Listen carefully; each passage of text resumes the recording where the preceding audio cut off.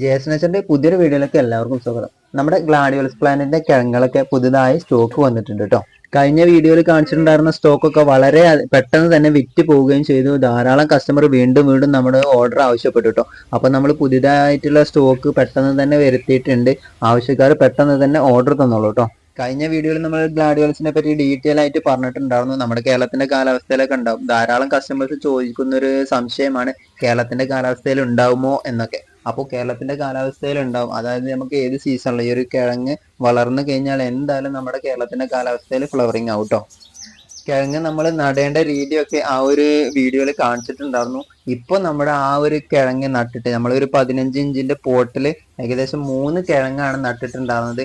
ആ ഒരു കിഴങ്ങ് ഇപ്പോൾ വളർന്നിട്ട് ഏകദേശം ഫ്ലവറിങ് ആവാറായിട്ടുണ്ട്. 2 ആഴ്ച മുമ്പാണ് നമ്മൾ ആ ഒരു വീഡിയോ ചെയ്തിട്ടുണ്ടായിരുന്നത്. ഏകദേശം ഇപ്പോൾ ഈ ഒരു പ്ലാന്റിന്റെ വലിപ്പം എന്ന് പറയുന്നത് ഇത്ര എത്തിയിട്ടുണ്ട് കേട്ടോ.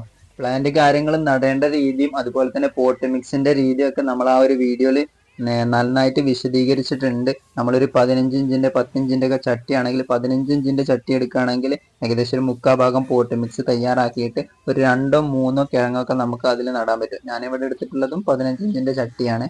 അതിനകത്ത് 3 കിഴങ്ങ് നമ്മൾ വെച്ച് പിടിപ്പിച്ചിട്ടുണ്ട് കേട്ടോ.